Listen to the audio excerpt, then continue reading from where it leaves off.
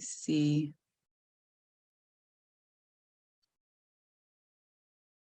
Yeah. So I'm just going to get started. I'm going to talk about Big Night tonight, and here's a little bit about me.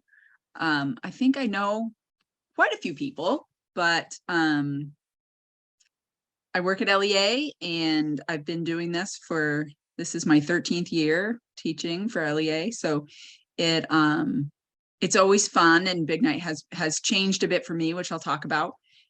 But it's a really cool natural phenomenon. So here's me, a bit younger days with amphibians. So one is actually out on Big Night, and the other one is just me and this giant toad, which was really fun. But I'm a naturalist. That used to be part of my position title at LEA. I'm now the Director of Education and Invasives Prevention. So I wear a few different hats at LEA, as we do in nonprofits. So first step, what is a vernal pool? And I don't know what people's level of knowledge is here, so I'm just going to start at the beginning. So a vernal pool is usually a temporary pool, ephemeral pool, we call it. So it fills up with water in the spring, and whether it's snow melts or rain, it fills up and creates a habitat for amphibians to reproduce. It usually ends up drying up into the summer and fall. So this is the same vernal pool from the same angle in different seasons. So it will often just dry up until the following year. So there is definitely a time limit on these, a time crunch for these animals as they reproduce. And depending on the weather conditions in any particular year, if we have a drought-like condition and the pool dries up really early, the amphibians that reproduce there might actually lose their eggs, and that might be a loss for the year. So here's an example of a man-made vernal pool. So you can see the road there. This is Dugway Road in Bridgeton. And there's actually a wetland on the other side of the road. So they built this road, and it cut off this part of the wetland and created this pool. And the amphibians will actually move between this pool and the other side of the road. Here's a little puddle in the woods. So some people call them just big puddles, and they can form in forests, and they can be really pretty primitive, or they can be pretty vast. So depending on the size, they'll attract different types of animals. So here's a example. These are actually salamander eggs, and this was a stressful situation for me. So sometimes, like I said, the water starts to dry up before the eggs hatch. And so this was a situation where these salamander eggs had been laid, and the water was going down and down and down and down. So me being me, I actually ended up breaking the stick a little bit so that they would sink down lower. And we often do not do human interaction, but I thought it was a pretty harmless action to take in that situation. You can't just let them dry out. So this is an interesting example of a quote unquote vernal pool. This is actually just tire ruts down at Holt Pond, our Holt Pond Preserve in Naples. So it's just an area where trucks have driven so many times it created these ruts, and they fill up every spring with water. And we always find frog and salamander eggs in these ruts in the spring, and people are still driving down there in trucks. So we brought kids out on field trips to Holt Pond before, and we do a little rescue mission where we put the eggs into buckets and bring them to a deeper pool elsewhere on the preserve. Here's me dictating to some children. This is actually an interesting I don't know if y'all recognize the magic lantern there in the background. This is actually a retention pool at the magic lantern in the parking lot. It's just like kind of collects runoff and stormwater. And there's tons of frogs in there. So we always do an exploration in this little pond. It's interesting where you can find these areas. So again, obviously this is a man-made pool as well. So what animals are found in pools? Not fish. So that's a pretty key thing. So for amphibians to reproduce, the eggs in particular are easy prey. So these are pools that do not have fish in them. That's one of the animals they don't have. And then some of the animals that they do have. So this is an interesting, really cool animal. It's called a fairy shrimp. It's an important indicator species. So they are very pollution intolerant. So they're sensitive to pollution and changes in the ecosystem. They live their entire lives in the pool. So even when they dry up, the adults die, but the eggs are durable. So they'll actually, you know, the adults will hatch out in the spring, do their thing, live their lives, lay their eggs, and then die once the pool dries up. So these are what we call well, it's an indicator species, but it's an obligate species. So fairy shrimp have to live they only live in vernal pools. And if you have fairy shrimp in a vernal, you don't always have fairy shrimp in a vernal pool, but if you have fairy shrimp, it is a vernal pool anyway. So they live in vernal pools. If you have fairy shrimp in a vernal pool, it's considered a significant pool, and it means that it is of ecological significance.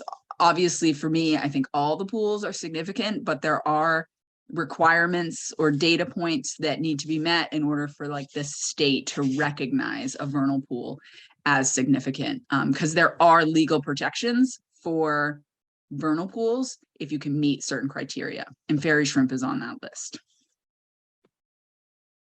So caddisfly, one of my favorite bugs in any ecosystem. They are, well, this is the adult insect after they hatch out, but they make a case out of whatever is available to them. They're an important part of the food chain, and the abandoned cases can be a clue for a vernal pool. So at the bottom of a vernal pool, they might use bits of leaves and twigs and things to make these cases. And then the pools dry up, the caddisflies hatch out. And if you are super observant and lucky, you can actually find those cases just in the forest, right? So you find an area, it's a depression, it looks like maybe it was wet at some point, and you can actually find these caddisfly cases in there. And they are a food source for the amphibians that use these pools, which we'll talk about. Okay, so our first amphibian, the spring peeper, and hopefully people have their sound on. Well, hopefully you have your sound on, or else you can't hear me talking. There should be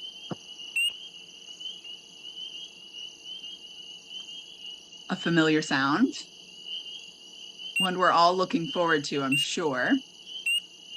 My dog is losing her mind right now. So the spring peeper, this is usually the first thing we hear in the spring that really clues us in. They're very small, up to 1.3 inches.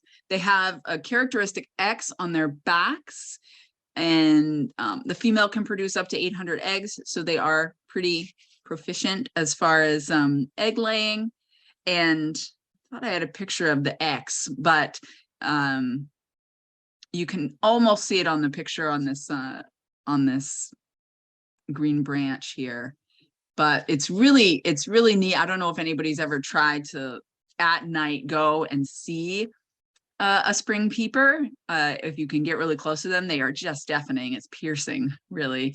And but once you get close, they quiet right down, and they're really difficult to find. Who's up next? Potentially one of my favorites.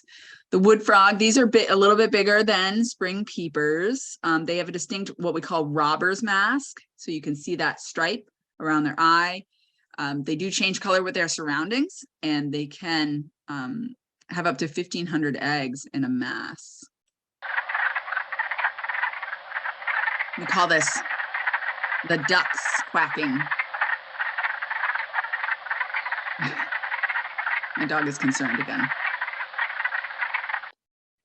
So the wood frogs, again, usually you can hear the peepers at the same time as the wood frogs, and they do sound a little bit like quacking ducks, which is fun. Here is a picture from a big night with the females on the bottom, males on the top. And sometimes on big night, they don't even wait for the pool. They just start before they even get to a pool. So the female will actually hop around with the male on her back, which is kind of funny. And then this is a cool example of that camouflage. So depending on the habitat that these wood frogs are in, they can actually be different colors based on like the leaf litter on the ground. So you can see that the middle one is pretty well camouflaged to this ecosystem right here. So it's like old beech leaves, oak leaves. And so that was kind of a fun, this was actually a March big night. Those 3 frogs I found and a couple of salamanders happened in March several years ago. We had a warm snap in March. So a bunch of these animals were like, okay, it's time to go. And it was really a dumb move because it was a few days of warmth and then it got really, really, really cold. So I went out and helped as many as I could on that night. So our bullfrog. Sorry, I did turn down the volume on that earlier, but I don't know if it came through for you all. So they get big, up to 8 inches. They eat almost anything, take up to 3 years to develop. So bullfrogs don't generally use vernal pools to reproduce just because it does take a little bit longer for their tadpoles to develop. So it wouldn't work out, but they do go to vernal pools to eat. And if there are vernal pools that are year round, so we do have vernal pools that don't in fact dry up every year, they will be there. But bullfrogs don't have to have vernal pools in order to reproduce. So they will reproduce in other wetlands that are not vernal pools. And this one doesn't make a sound.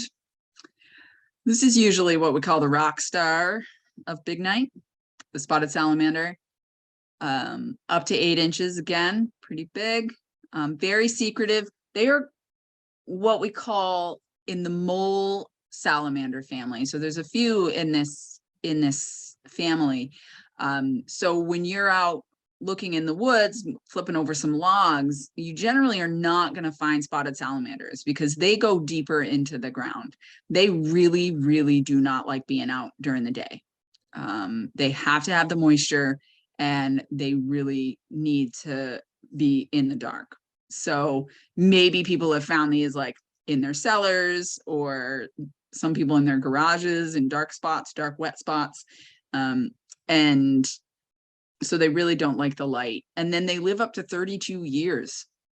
So you can imagine how many eggs one of these animals can lay or how many spermatophores a single male spotted salamander can produce in their lifetime. So it's they are pretty remarkable animals and suffering. Amphibians worldwide are suffering. So, and then this is a picture of their egg mass. They do build that egg mass around around sticks. Oh, this is a fun, Uphila amblystomatus is the name of a type of algae that actually grows in and on the salamander eggs, and it's a symbiotic relationship. So where it actually provides oxygen for the salamanders as they develop, which is neat. So we get a lot of people asking the difference between salamander and frog eggs. So salamander eggs, so the spotted salamanders have between 50 and 250 eggs. So obviously a lot less in a mass than the frog eggs. And it's surrounded by this gelatinous coating. I think some people also call it a gelatinous matrix, where the eggs are kind of suspended in this gel. Whereas this is an example of wood frog eggs. Each egg has their own little jelly packet around it. So the frogs will lay more eggs and they don't have that coating around the whole thing. And so that's the difference in salamander versus frog eggs. So other random animals we might see, the toad. I do apologize to anybody that's got their volume way up. We don't need to listen to that whole thing. Maybe one more.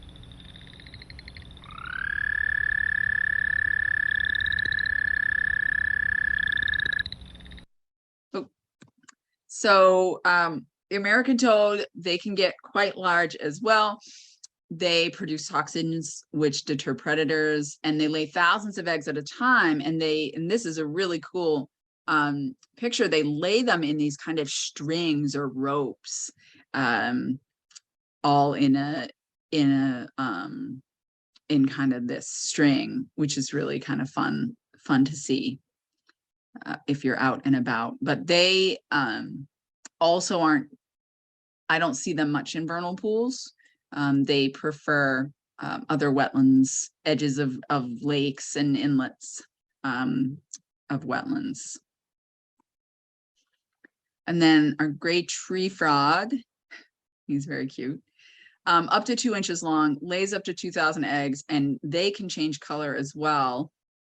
This is a kind of a neat picture of the underside of their legs. So some of frogs have this, I think pickerel and leopard frogs also have this kind of color, this bright color behind their legs that I believe is a deterrent to predators, to trying to put them off those bright colors, which is only visible when they're hopping. And that's the gray tree frog. And this is interesting because gray tree frogs, you can often hear them kind of throughout the summer. And I've had people, like when I'm leading bird walks or doing nature walks in the woods, and people are like, what bird is that? And it's actually the gray tree frog. And talk about difficult to see. They will often be high up, on big night, on these migration nights, you can see them in the road or crossing or in the pools, but usually they are very difficult to see. And then this is a neat and kind of sad picture. This is a gray tree frog that I found dead on the Bald Pate Trail, one of Loon Echo Land Trust property.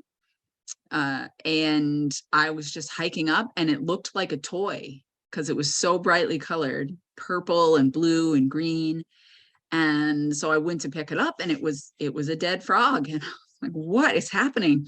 And it had camouflaged itself, I can only assume, to some lichen, either on a rock or on a tree, and it had just fallen in the trail. So of course I kept it, and I tried to preserve it, and couldn't figure out how to do that quickly enough.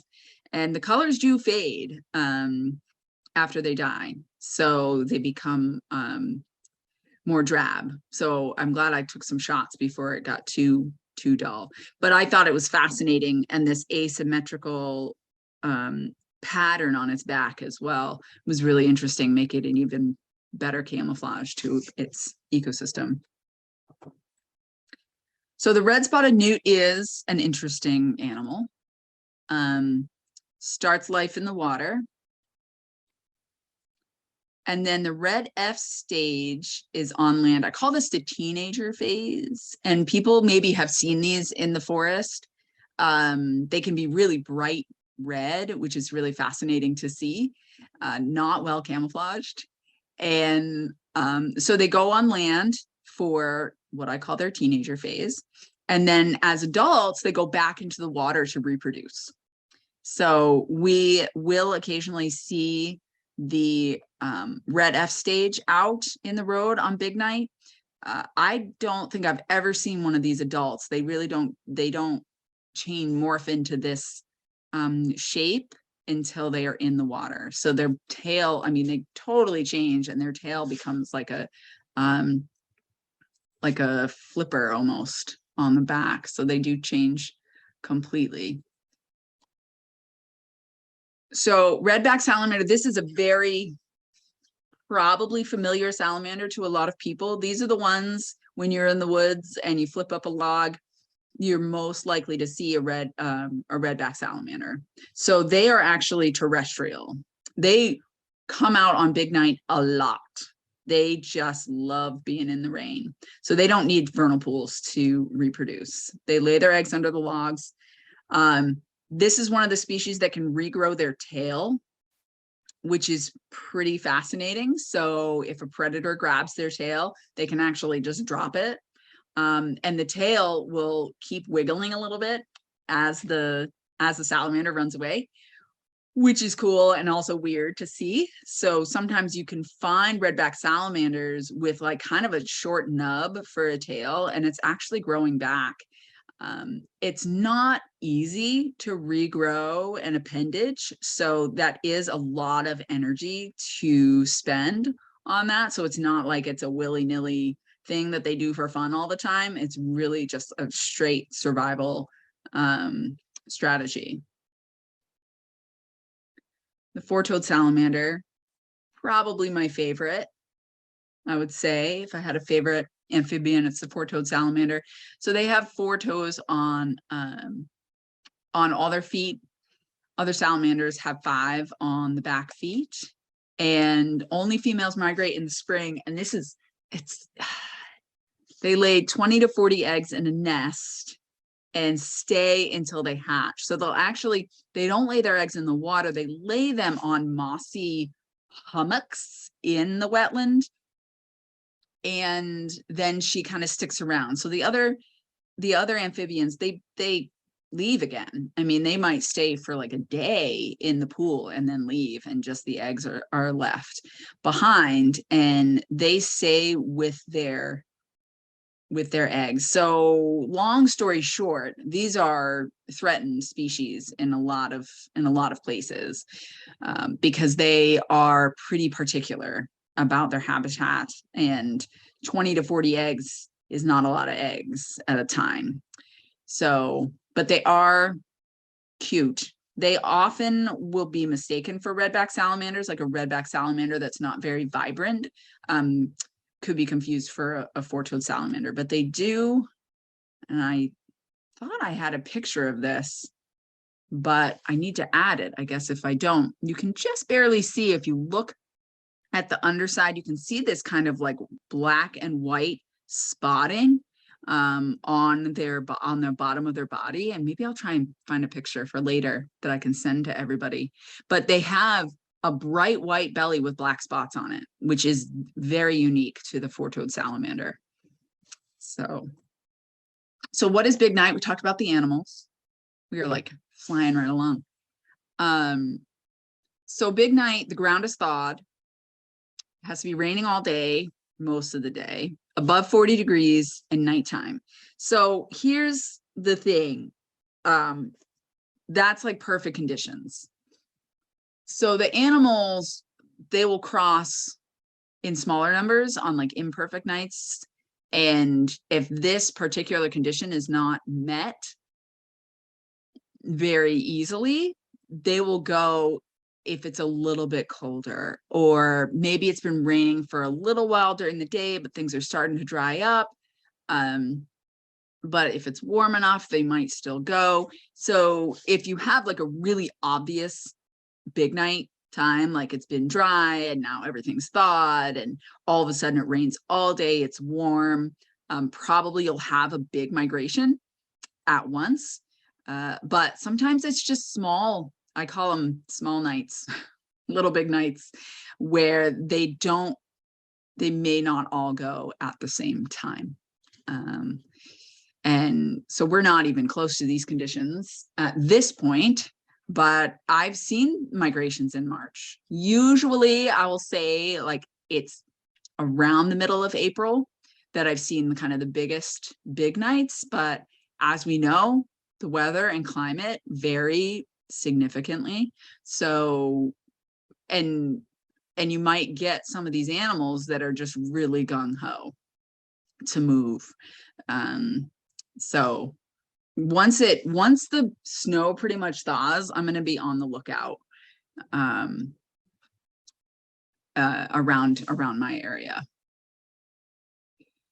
So why are they on the move? This is a video, should be a video, yep,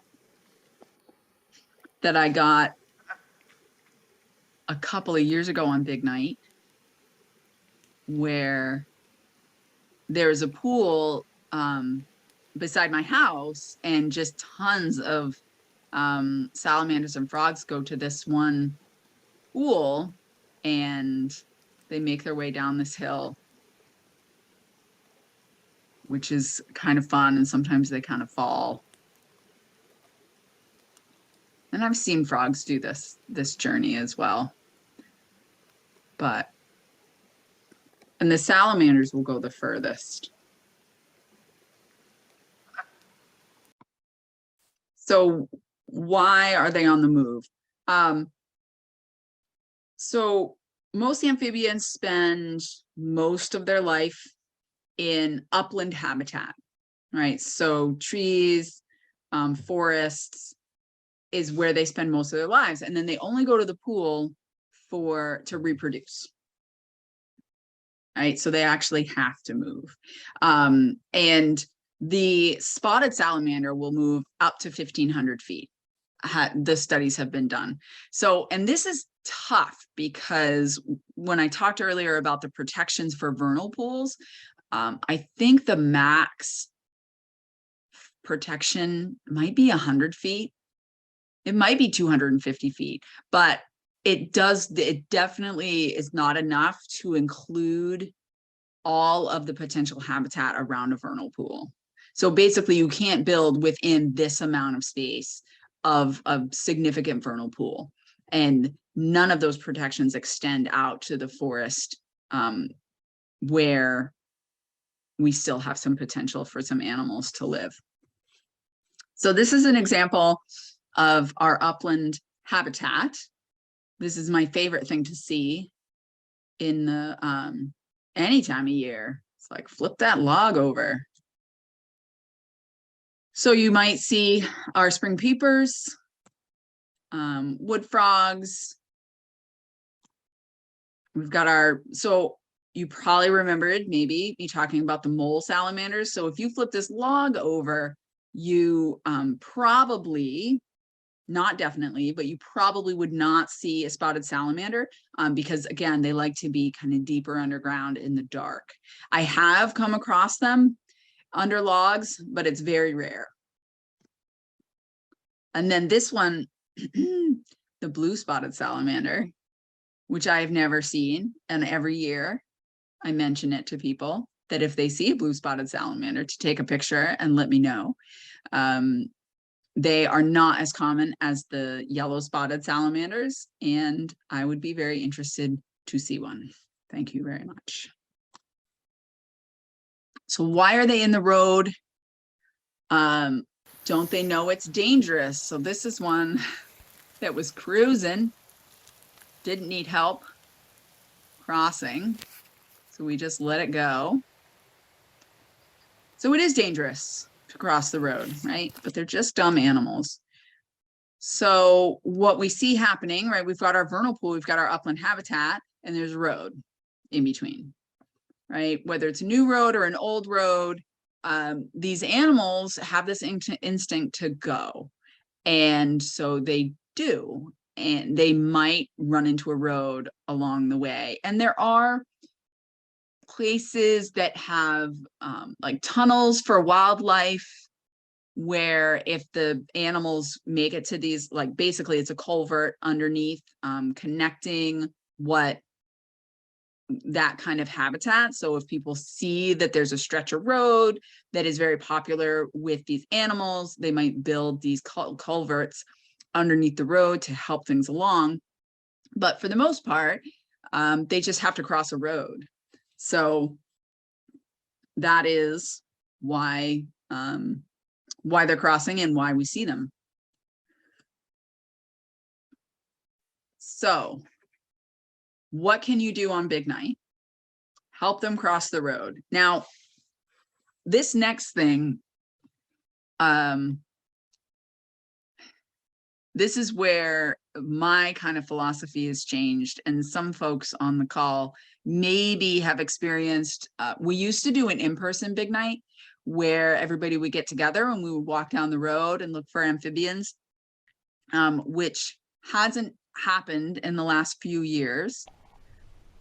So one thing you can do is observe a pool. So if you have a pool near your house, this is footage of that same pool that I showed you earlier of the salamander moving.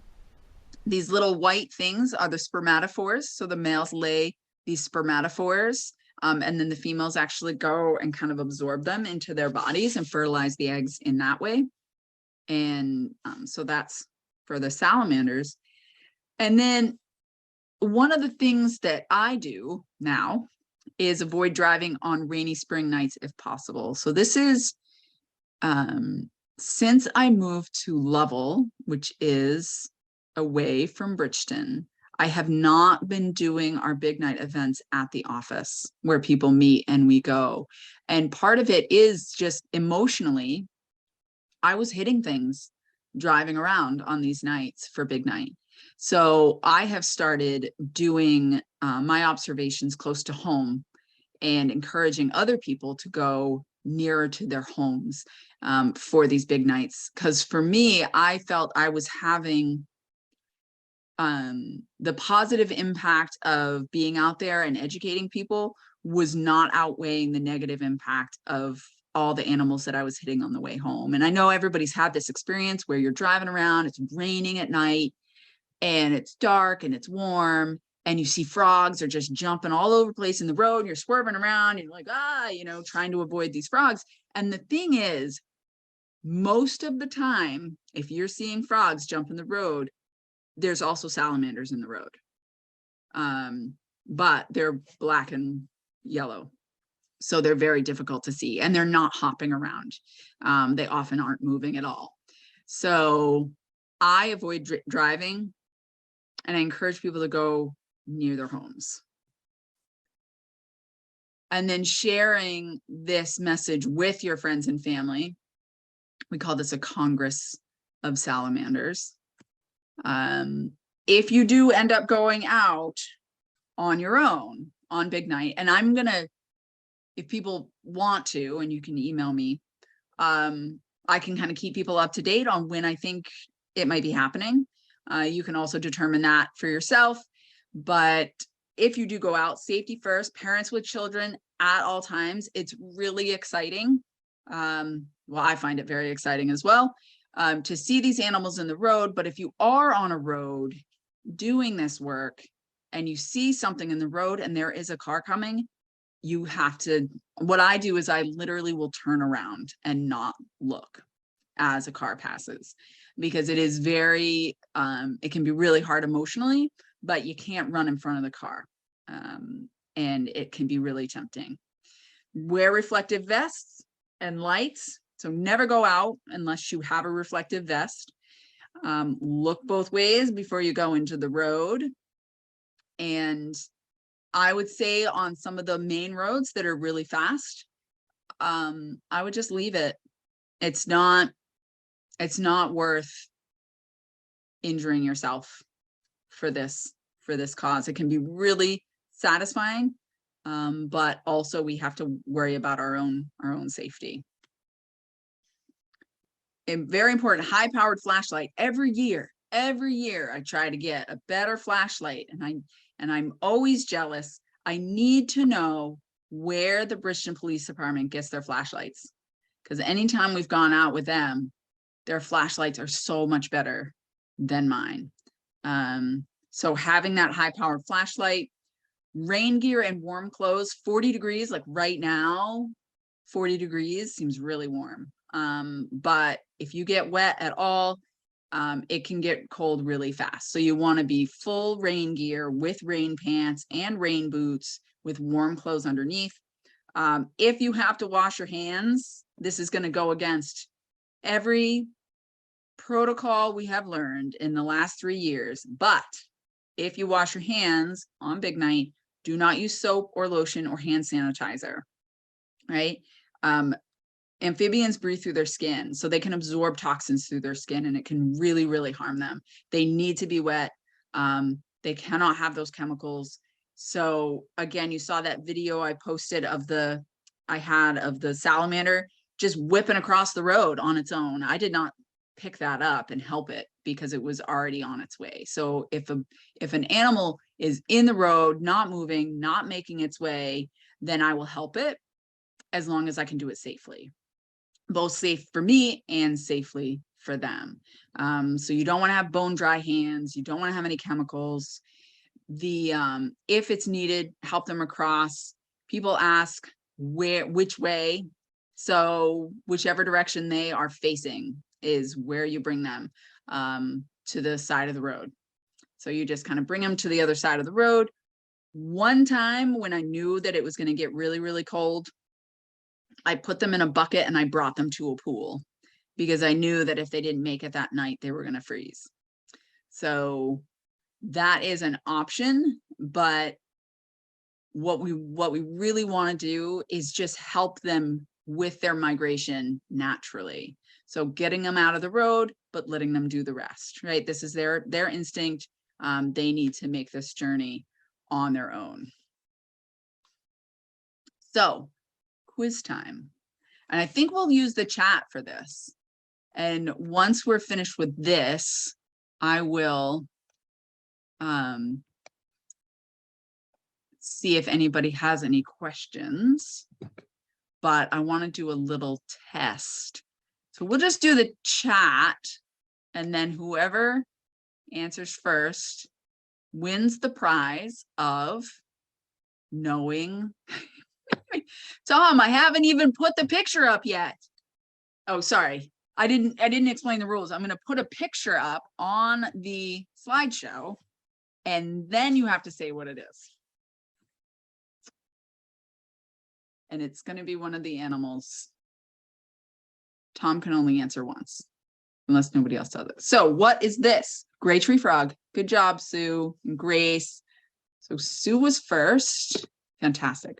Yep, that one is a gray tree frog. Next. What do we got?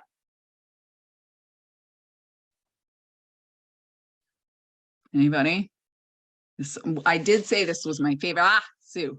Four-toed salamander. Yep, my favorite. How about this one? Maybe somebody new. The one that I've been looking for. Blue spotted salamander. Thank you, Jennifer. Yes. So this is my elusive one that people say they're here, but I've never seen one. This guy. Jim, I'm jealous. Thank you, Lee. Solidarity with my fellow naturalists. Bullfrog. Thank you, Sarah.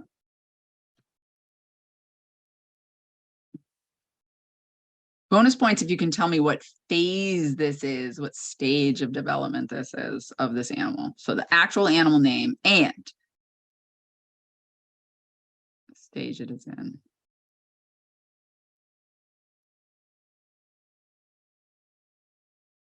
Anybody?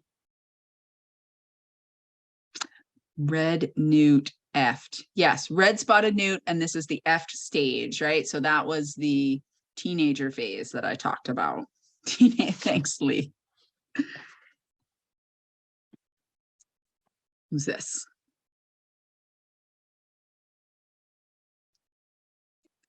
They'll pee on you. So, well, anything will pee on you, but these things, yeah. American toad. Monster. This cute little thing.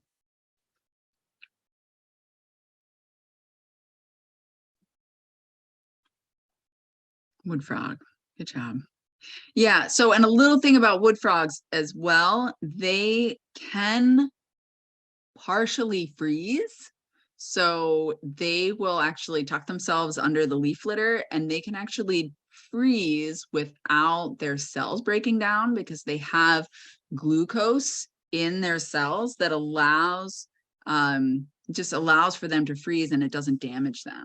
So this is, you know, we're always talking in the fall, don't clean up your leaves, don't clean up your leaves, leave your leaves. And we talk about butterfly and moth cocoons and other animals that use that leaf litter. And this is one of the reasons, right? Because you might also have some amphibians in there hunkering down for winter that you don't want to disturb. So moving on. This one.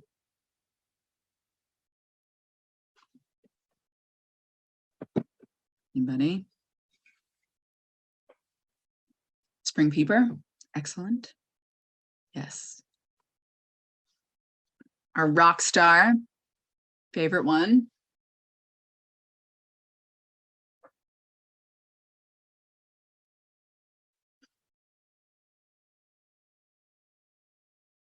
Anybody know that one? I have a feeling people are being kind.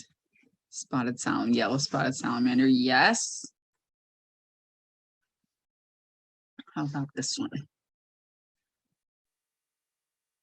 This was the one that doesn't actually need vernal pools or doesn't use them, in fact. The one that lives under logs. Yes, Sue.